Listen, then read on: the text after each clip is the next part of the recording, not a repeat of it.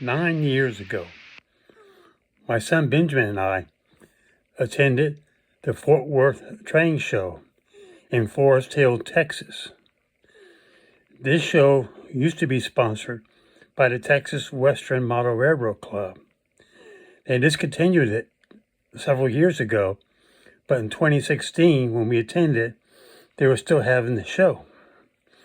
My son Benjamin wanted to bring home an engine, so I told him to go ahead and pick one out. He went to the club's junk table and he picked this. Now, I got to looking at it and I had never seen anything like this before.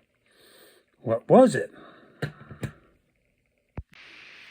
After doing some homework on the internet, what I found out is this is an old Athearn Hi-F Hi-F locomotive. They were also called Athearn brown box locomotives because during the 1950s and 60s, when these were produced, the boxes that Athearns came in were brown instead of blue. Taking a look inside,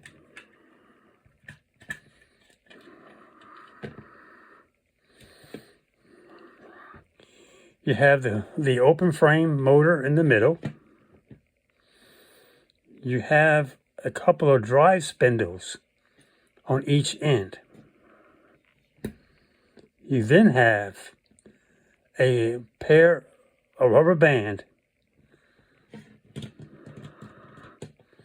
that wraps around the axle and around the spindle and then wraps around the axle. The wheels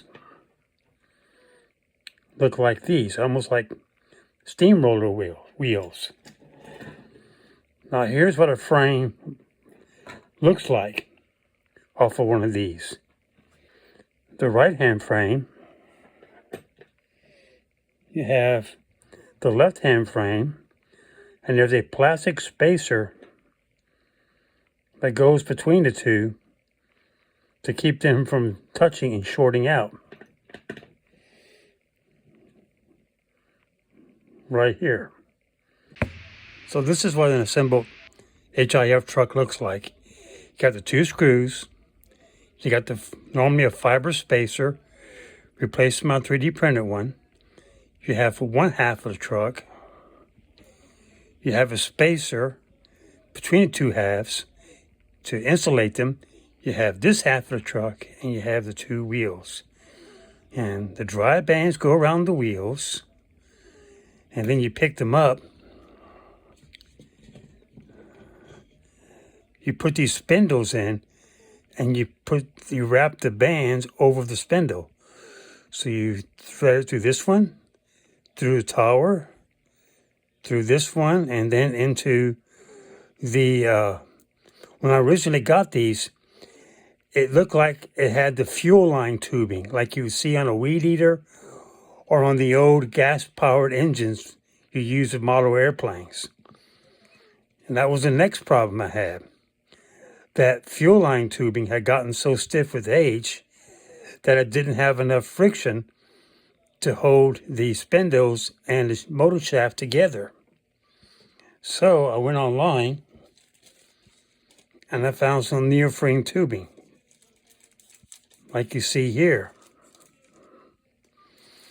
Now that I have some, I could have probably gotten it cheaper, like at an auto parts store, but I wasn't sure exactly what I was looking for, so I just bought this online, and really, that much tubing will probably go a long, long way.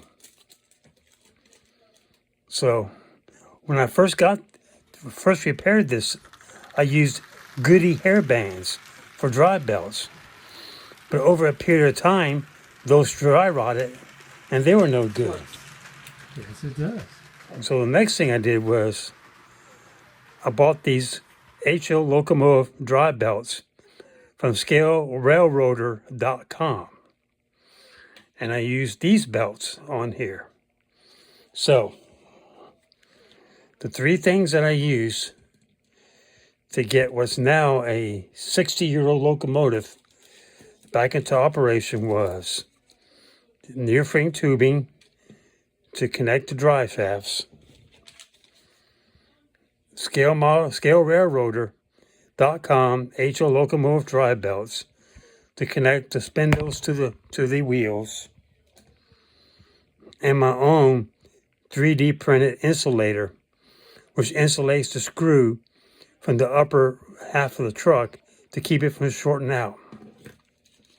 So, with these three things in place, let's see how it runs now.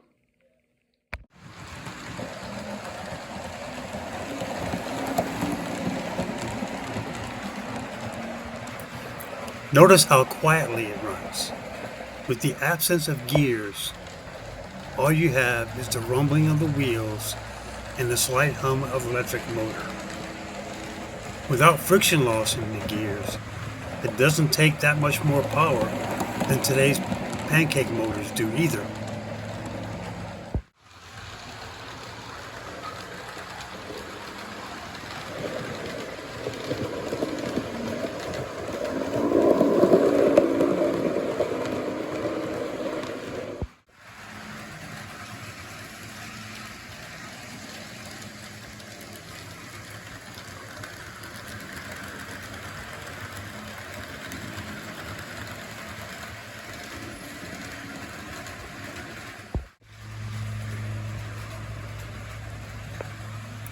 Thanks for watching.